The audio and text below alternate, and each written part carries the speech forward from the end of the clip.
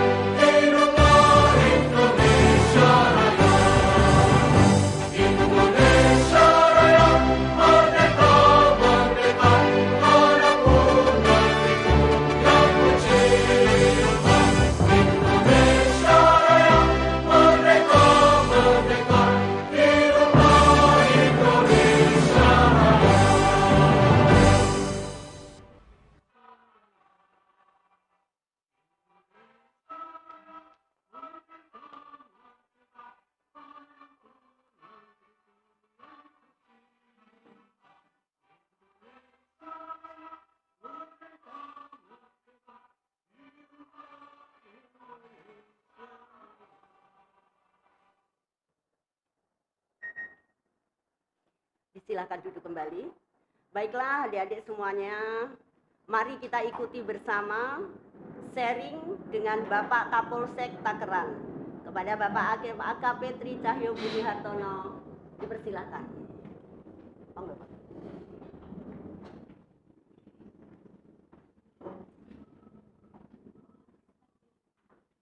Bismillahirrahmanirrahim. Assalamualaikum warahmatullahi wabarakatuh. Selamat pagi. Yang kami banggakan anak-anakku, siswa-siswi baru SMK Negeri Takran, dimanapun berada. Di pagi yang cerah ini, tidak salahnya kita berikan semangat dulu pada anak-anakku siswa-siswi dalam mengikuti kegiatan MPLS secara online. Ini memang yang terbaru dengan kaitan dengan pandemi COVID-19, sehingga metode pembelajaran sekarang dilakukan melalui online. Tadi kalau mungkin dari Ibu Guru SMK tadi mencontohkan untuk yel-yelnya akan kita ulangi lagi biar mungkin anak-anakku siswa-siswi SMKN Takran yang baru juga nantinya bisa segera menyesuaikan. Langsung saja nanti saya pimpin untuk yel-yelnya. SMK Bisa. SMK Hebat. SMK Bisa hebat. Skanef 100% TI Jaya luar biasa. Baik, tepuk tangan dulu. Baik, terima kasih. Selamat pagi pada anak-anakku SMA SMKN Negeri Takran. Pada kesempatan pagi ini, perkenalkan saya Tri Cahya Budi Hartono, Kapolsek Takran untuk pangkat, yang jelas AKP di sini, akan memberikan materi dalam MPLS ini, yaitu masalah kaitan dengan narkoba. Mungkin anak-anakku sudah paham atau sudah sering melihat, mendengar di media massa maupun televisi apa itu sebetulnya narkoba, yaitu terdiri dari singkatan yaitu NAR, yaitu narkotika, ko psikotropika, ba adalah bahan aditif. Coba lanjut untuk operator materinya. Apa sih sebetulnya narkotika itu? Narkotika adalah zat atau obat baik aditif maupun semi aditif yang biasa dipergunakan untuk menghilangkan rasa sehingga pengguna atau yang tidak akan merasakan sakit, menghilangkan rasa. Namun apabila dipergunakan secara terus-menerus akan mengakibatkan suatu ketergantungan. Pada saat ini yaitu narkotika ini bisa digunakan adalah ada beberapa sesuai dengan Undang-Undang Nomor 35 Tahun 2009, yaitu narkotika ini bisa digunakan untuk yang pertama pengembangan ilmu pengetahuan dan untuk pelayanan kesehatan. Lanjut.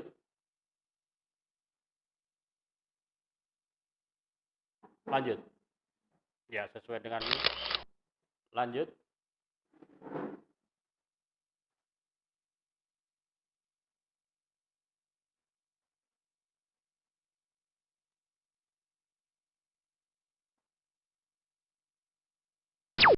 Ya. Di sini narkotika contohnya seperti ekstasi, sabu, ganja, dan buto sesuai dengan Undang-Undang Nomor 35. Apabila disalahgunakan bisa menimbulkan ketergantungan. Apa sih sebetulnya ketergantungan itu? Ketergantungan adalah rasa ingin mengonsumsi secara terus-menerus, namun dosisnya akan semakin bertambah. Dan apabila yang bersangkutan tidak mengonsumsi apa itu narkotika, yang bersangkutan akan merasakan suatu gejala-gejala seperti sako. Istilahnya ingin mengkonsumsi sebagaimana apa yang kita rasakan apabila kita tidak makan. Padahal dalam satu hari kita diharuskan untuk makan. Nah, itu makan makanan yang baik, yang bergizi untuk mencukupi kebutuhan kita. Apabila ini tidak diberikan, maka tubuh ini akan merasakan lemah, mungkin menggigil atau bagaimana, sehingga akan ada dorongan untuk selalu mengkonsumsi narkotika. Kalau sesuai dengan Undang-Undang D35, untuk narkotika dibagi dalam 3 golongan di sini. Nanti bisa dilihat di dalam materi untuk rekan anak-anakku siswa-siswi SMKN, bisa dipelajari apa yang termasuk dalam golongan-golongan di dalam narkotika sebagaimana Undang-Undang Nomor 35 Tahun 2009. Yang jelas di sini saya harapkan anak-anakku siswa-siswi SMKN yang baru Jangan sekali-sekali atau mencoba menggunakan apa itu namanya narkotika atau narkoba, karena sangat tidak baik untuk kesehatan badannya masing-masing. Ini beberapa contoh jenis-jenis daripada narkotika, yaitu ganja. Kalau kita melihat secara gambar, ini ada seperti tanaman yang kalau mungkin diperhatikan seperti tanaman yang biasa kita temui di lapangan, yaitu seperti itu daunnya, ada jari-jarinya, namun demikian jumlahnya ganjil. Yang membedakan di sini dengan tanaman yang ada di wilayah kita atau tanaman ketela atau pepaya, yaitu pinggirnya sangat bergerigi. Di sini pernah diungkap juga mahasiswa yang di Malang menanam tanaman ganja di apartemennya. Sehingga saya harapkan anak-anakku di sini jangan sekali-sekali untuk menanam. Ini termasuk tanaman yang dilarang. Nanti kalau memang diketemukan menanam tanaman ganja ini di rumahnya, yang jelas anak-anakku akan berhadapan dengan hukum di situ. Lanjut, ini contoh-contoh ganja yang sudah kering. Biasanya ganja ini dipergunakan bagi rokok. Ini dia akan dicampur dengan rokok. Makanya terutama untuk anak-anakku siswa SMKN yang laki-laki, jangan sekali-sekali merokok. Anak-anakku di dalam masa pendidikan di sekolah, tentunya di dalam sekolahan juga ada ketentuan peraturan dalam sekolah untuk dilarang merokok. Lanjut.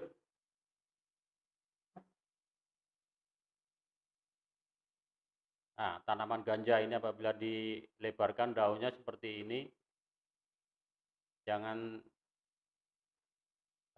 dianggap bahwa tanaman ini tidak berbahaya bagi tubuh kita. Ini sangat berbahaya, sangat berpengaruh apabila dikonsumsi. Di sini lanjut, ada lanjut aja, kalau dari gambar-gambar jangan dilewati aja itu. Ya, ini contoh-contoh daripada narkotika, opium, candu. Ya, lagi lanjut.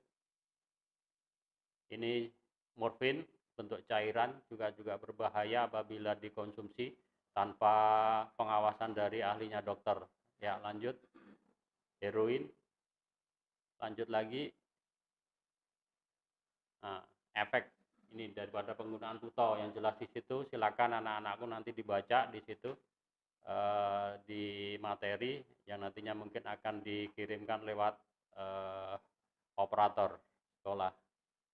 Yang di sini yang jelas apabila tidak mengonsumsi, apabila sudah ketergantungan itu, menggigil disertai dengan mata berair, nafsu makan berkurang. Apabila kalau sudah nafsu makan berkurang, padahal untuk tubuh badan kita ini setiap hari harus menerima asupan yang harus kita konsumsi untuk menjaga biar tubuh kita tetap fit, tetap bugar, sehingga anak-anakku bisa belajar, bisa beraktivitas. Tapi kalau sudah terpengaruh dengan adanya narkotika ini, berarti aktivitas maupun kebugaran tubuh akan terganggu. Sehingga apa yang menjadikan tujuan anak-anakku menempuh pendidikan di sekolah akan terhambat, akan terganggu. Sehingga cita-citanya ke depan juga akan tidak tercapai juga. Lanjut. Ini contoh-contoh tanaman narkotika ini tidak ada di Indonesia, kebanyakan di luar negeri. Yang ada mungkin di Indonesia adalah ganja saja yang ada di Aceh mungkin. Lanjut. Ini jenis-jenis sabu yang ini biasa, ini banyak sekali penyalahguna yang menggunakan sabu ini. Padahal untuk harga sabu ini 1 gramnya mungkin di waktu kami jadi kasat narkoba di tahun 2019, 1 gram sudah harganya 1,5 juta. Kira-kira anak-anak mampu atau tidak membeli? Janganlah sekali-sekali mencoba. Nanti kalau sudah mencoba akan ketagihan terus. Kasihan nanti orang tuanya nanti. Samping itu juga badan daripada anak-anakku juga akan tidak sehat. Padahal anak-anakku nanti mempunyai cita-cita, mungkin ada yang ingin jadi polisi, tentara, mungkin juga atau mungkin pekerjaan-pekerjaan lain. Dengan di era-era zaman sekarang tentunya akan dicek kesehatannya, apalagi di situasi pandemi COVID saja seperti ini. Anak-anakku mungkin mau bepergian kemana harus diminta cek untuk rapidnya apakah sehat atau tidak. Ya, lanjut. Ini efek-efek penggunaan daripada penggunaan sabu. Lanjut, ini jenis-jenis ekstasi. Kalau kita perhatikan, kita lihat ini seperti obat-obat biasa atau mungkin kalau dulu mungkin ini permen-permen ya yang dijual yang berbentuk bulat-bulat ini, padahal ini juga obat-obat yang berbahaya. Jangan mudah sekali apabila mungkin diberi teman atau orang apalagi yang tidak dikenal, sehingga kalau sudah sekali mengkonsumsi akan lama-lama akan ketagihan. Nanti kalau sudah ketagihan nanti akan mencari bagaimana mendapatkannya. Mungkin pertama dikasih gratis, tapi berikut-berikutnya pasti akan disuruh membeli. Kira-kira uang saku yang diberikan oleh orang tuanya cukup nggak untuk membeli obat-obat itu? Pasti tidak akan cukup.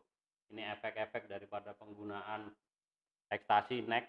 Ini akan merasakan haus berlebihan, hiperaktif, kemudian sakit kepala, pusing, menggigil tidak terkontrol, detak jantung meningkat, nafsu makan berkurang. Hal ini semua akan mengganggu kesehatan badan daripada anak-anakku semua. Ya, kita lanjut ke Undang-Undang Nomor 35 tentang psikotropika. Yang tadi di sebelah kananku itu masalah psikotropika, yaitu zat atau obat alamiah atau sintetis yang bukan narkotika, yang mengakibatkan ini pengaruh selektif pada susunan saraf yang dapat menyebabkan perubahan khas pada aktivitas mental dan perilaku pemakainya. Ini yang biasanya mungkin terkenal. Di bawahnya itu ada contoh rohypnol, magadon, valium, madrak yang mungkin sekarang yang baru-baru terkenal itu mungkin di daerah Sulawesi, yang obat yang terbaru itu yang mengakibatkan orang akan berperilaku seperti zombie, yang mengakibatkan juga kematian. Itu udah banyak itu. Biasanya teman-teman kita, saudara-saudara kita yang biasa di perempatan itu, yang sering dikenal dengan anak-anak pang itu, yang biasa sering mengkonsumsi bahan-bahan ini, psikotropika. Contoh-contoh psikotropika sudah bisa dilihat di gambar macam-macam. Makanya tolong anak-anakku dalam mengkonsumsi obat berhati-hati. Jangan sekali-sekali apabila mungkin anak-anakku merasa pusing, biasanya apa? Langsung beli obat yang namanya apa? Bodrek. Padahal kita nggak tahu pusing kita itu disebabkan apa. Bisa jadi mungkin anak-anakku lupa makan, bisa jadi kan pusing itu, mengakibatkan pusing. Jangan mudah. Kemudian biasa mungkin anak laki-laki yang biasa konsumsi kopi ya.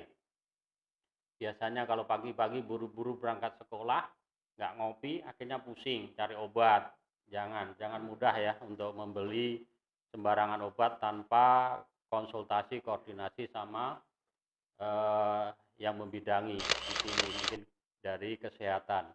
Kemudian bahan aditif di sini yang biasa tidak kita sadari sudah sering kita konsumsi tiap harinya.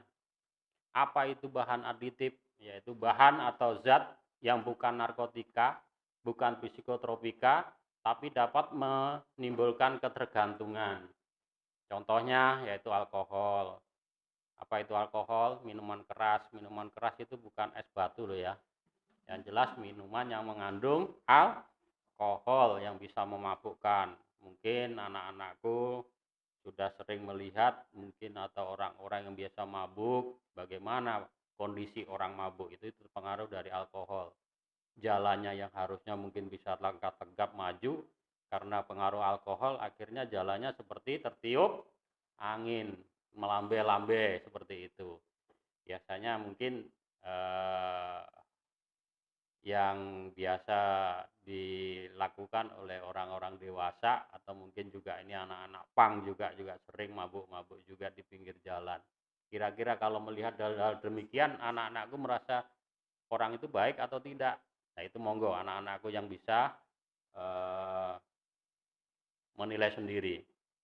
Ya, akibat daripada penggunaan miras, bisa ketagihan karena alkohol, bisa mengakibatkan kebutaan juga. Di sini juga ada contoh juga teman saya dulu juga dari anggota Polri yang rumahnya mungkin di Ngariboyo, karena sering minum alkohol yang mungkin kadar kandungan alkoholnya lebih tinggi yang tidak terkontrol, yang biasa terkenal dengan minuman tradisional ya, arak Jowo, sehingga sampai sekarang yang bersangkutan mengalami kebutaan, tidak bisa melihat. Yang kedua bisa mengakibatkan kanker tenggorokan, kemudian juga sakit lambung, penyakit paru-paru.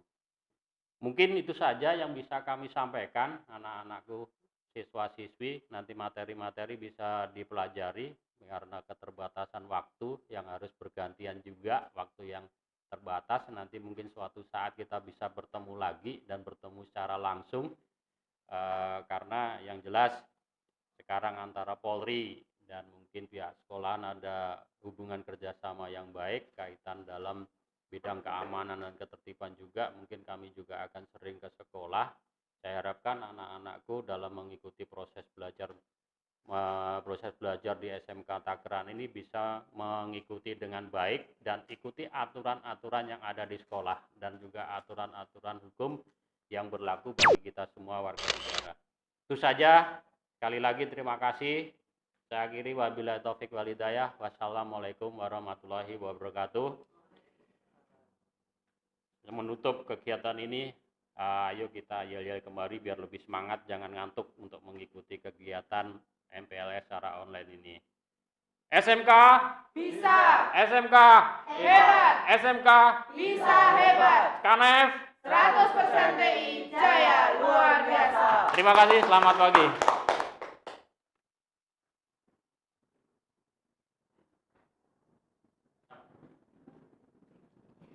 Terima kasih saya sampaikan. Adik-adik semuanya, itu tadi kalian sudah mendengar sendiri, mencermati sendiri seperti apa bahayanya narkotika. Untuk itu kita harus sepakat, kita kampanye. Narkotika, narkoba, no. Jangan mencoba-coba. Jadi kita harus kesepakatan diri sendiri, mendisiplinkan diri.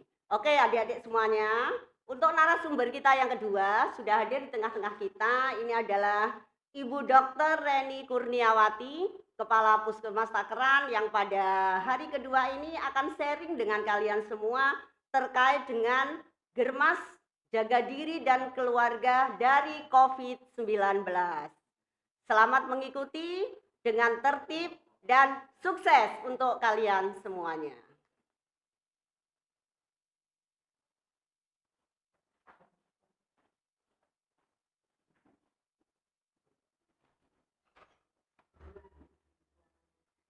Bismillahirrahmanirrahim. Assalamualaikum warahmatullahi wabarakatuh. Selamat pagi adik-adikku sekalian.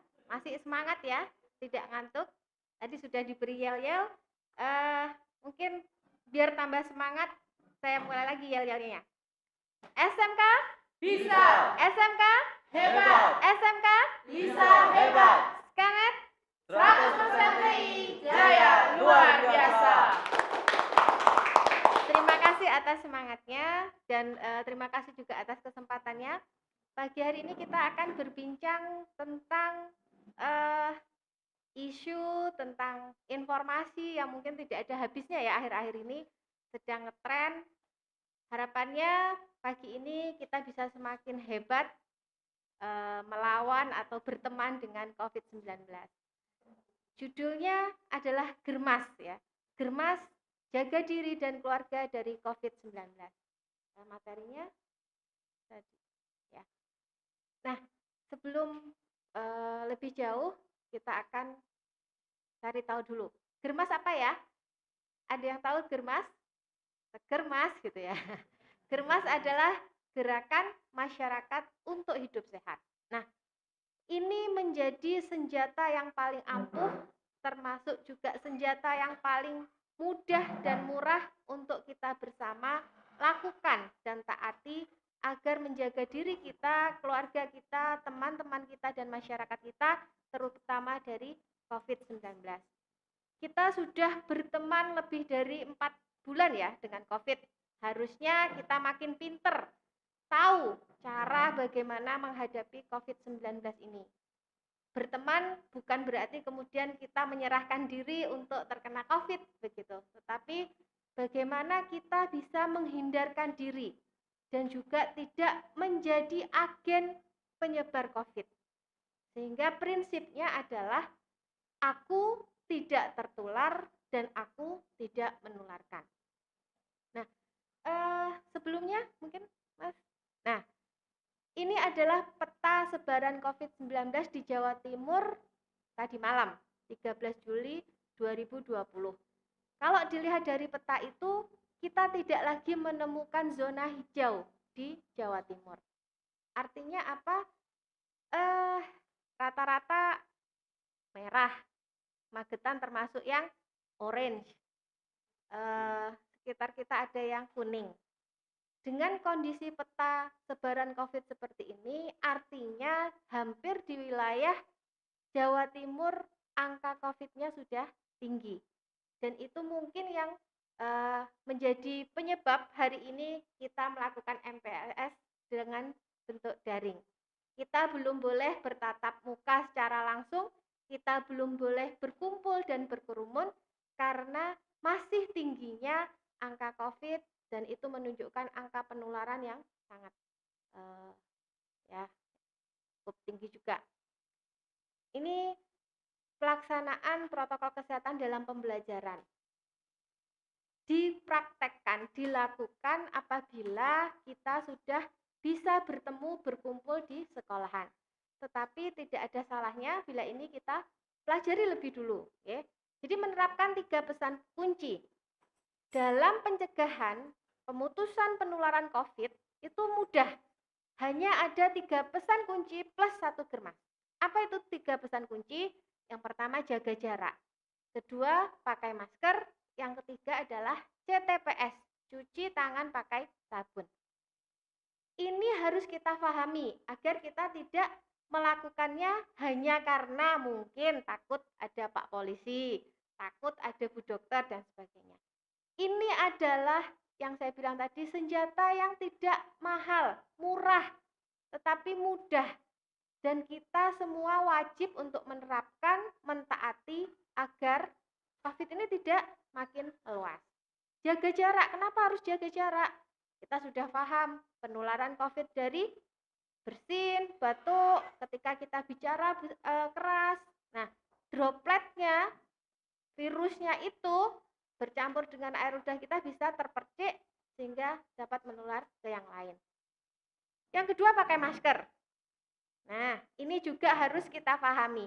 Pakai masker itu yang benar, bukan sekedar mengalungkan masker, tapi hidung dan mulut masih terbuka. Itu belum memakai masker yang benar. Kita lihat mungkin di jalan-jalan, di warung, semua pada santai, maskernya dikalungkan tok. Nah, padahal di sini pakai masker ini menjadi sangat penting untuk melindungi lubang dalam diri kita yang bisa menjadi tempat penularan COVID. Apa aja itu? Yang utama adalah hidung, mulut, dan mata. Tutuplah hidung dan mulut menggunakan masker secara sempurna. Bila perlu, tambahkan kacamata atau kalau yang sekarang tuh face shield. Yang ketiga, CTPS. Cuci tangan pakai sabun. Karena tangan kita ini media yang sangat efektif untuk menyebarluaskan penularan, maka sering-seringlah cuci tangan. Kalau ketemu air, cuci tangan pakai air dengan sabun apapun. Tidak masalah sabun merek apa, tidak. Karena prinsipnya di sini adalah melunturkan si virus ini sehingga dia tidak nemplok di tangan kita. Kalau di dalam ruangan bagaimana? Contohnya di sini ada hand sanitizer. Jadi kalau kita bepergian hendaknya ngantongi hand sanitizer kemanapun. Jadi kalau habis megang meja, habis megang kursi, handle pintu, kita bisa pakai hand sanitizer tersebut. Lanjut. Nah, ini ada 6 protokol kesehatan ketika siswa kembali ke sekolah. Ada untuk sekolah secara umum, sarana prasarana sekolah. Lanjut saja Mas, nanti saya kasih kesimpulannya saja. Nah, ketika berangkat ke sekolah, kemudian untuk guru, untuk siswanya juga, dan pulang dari sekolah. 6 protokol ini kalau boleh saya rangkum menjadi yang pertama, pastikan ketika ke sekolah yang hadir itu adalah yang sehat.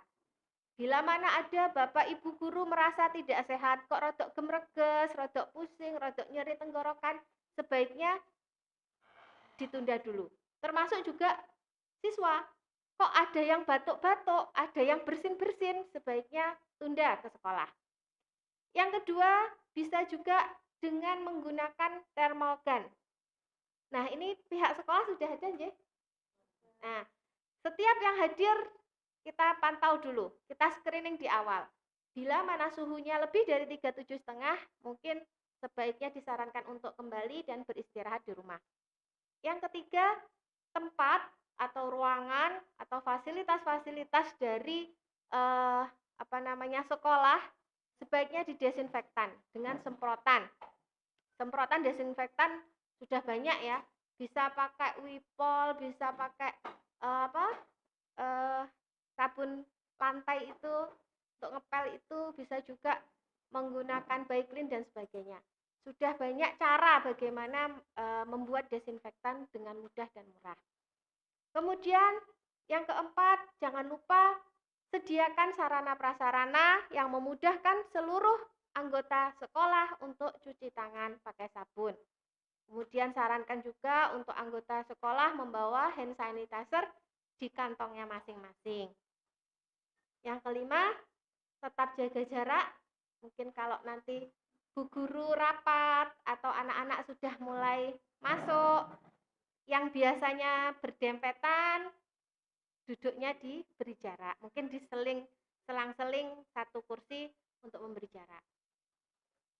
Saat istirahat, yang biasanya bergerombol, berkerumun, mengobrol, nah itu juga diminimalisir. Ya. Terus, jangan lupa maskernya. Setiap yang masuk sudah harus pakai masker. Kalau belum pakai masker, disilahkan untuk memakai maskernya dulu, baru masuk ke area sekolah. Nah, ini mungkin nanti sekolah bisa menyiapkan cadangan masker. Barangkali ada Pak Guru yang datang dari Pelausan, dari Magetan lupa pakai masker, dicegat dulu aja. Nggak boleh masuk sebelum pakai masker gitu. Kemudian jangan lupa bawa bekal mungkin dari rumah, alat makan sendiri, botol minum, sendok, piring, atau apalah yang bisa kita pakai untuk makan minum di sekolah. Menghindari bergantian alat makan, karena ini juga berpotensi menularkan virus corona. Terus yang terakhir, diusahakan untuk menggunakan kendaraan pribadi. Kalaupun memang terpaksa pakai transportasi umum, berarti protokol kesehatannya yang 3 tadi harus lebih taat. Yang berboncengan, diutamakan berboncengan dengan yang serumah. Kalau sudah beda rumah, berarti ya kita artinya ya bergerombol, berkerumun, dempet-dempetan malahan gitu ya. Itu adik-adik sekalian prinsip protokol kesehatan di sekolah. Nah, sekarang realnya kita kan masih di rumah aja. Nah, itu tadi kalau kita sudah sekolah. Sekarang kalau di rumah aja, apa yang bisa kita lakukan di rumah? Sama, prinsipnya adalah 3 tadi. Pakai masker, jaga jarak, dan juga cuci tangan pakai sabun. Sehingga saya minta adik-adik jangan suka bergerombol atau berkerumun di warung, di pinggir jalan, nggih. Kalian tidak masuk sekolah itu untuk menjaga diri dan juga keluarga dari COVID-19. Jangan sampai karena libur di sekolah, libur di rumah atau di rumah aja ini malah kemana-mana, bergerombol sama teman-temannya.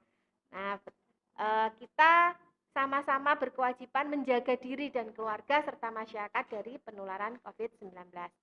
Plus ditambah ada lagi yang tadi disebut Germas, Gerakan Masyarakat Hidup Sehat. Dengan cara apa?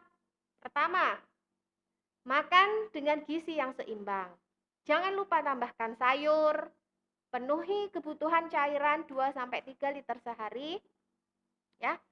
Hindari atau minimal makan yang instan, yang gizinya kurang hanya memenuhi nafsu saja. Contohnya sekarang banyak yang pedas berlevel-level itu ya, yang instan-instan. Nah, boleh, tetapi jangan tiap hari, jangan dijadikan kesenangan seperti itu. Kemudian yang kedua, lakukan aktivitas fisik.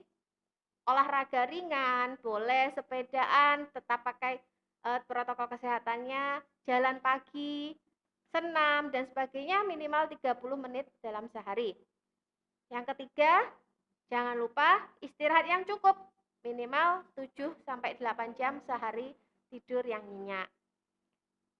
Lanjut, ini ada tambahan bagaimana memakai masker yang benar, ya. Jangan cuma dikalungkan di dagu, tetapi tutuplah hidung dan mulutmu dengan sempurna. Kalau perlu pakai kacamata, tambahkan face shield untuk menutup juga mata. Lanjut. Nah, ini tambahan juga bagaimana etika batuk dan bersin. Karena virus corona itu menularnya melalui batuk, melalui bersin. Ketika kita bicara, maka kita harus tahu cara batuk dan bersin yang sehat. Kalau kita batuk, kita pilek, gunakan masker. Kalau saat itu tidak pakai masker, ketika batuk bersin, gunakan lengan bagian dalam bajunya ya untuk menutup mulut dan hidung kita. Jangan memakai telapak tangan, karena telapak tangan ini nanti resiko memegang benda-benda yang lain sehingga tertular oleh orang lain. Kemudian bisa juga menggunakan tisu. Tutup hidung dan mulut kita dengan tisu dan buang tisu tersebut di tempat sampah dengan benar. Yang keempat, setelah batuk, bersin, mungkin tersentuh oleh tangan, segeralah untuk cuci tangan pakai sabun di bawah air mengalir. Demikian mungkin dari saya. Marilah kita sama-sama berperan serta, berperan aktif menjadi pejuang-pejuang COVID. Dengan cara apa? Dengan cara memutus rantai penularan COVID. Jangan sampai aku menularkan padamu atau aku tertular olehmu.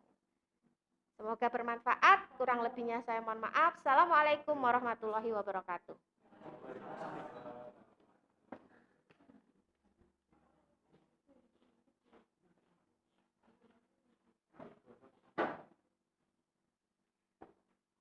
Nah, adik-adik semuanya, itu tadi paparan dari Ibu Dr. Reni.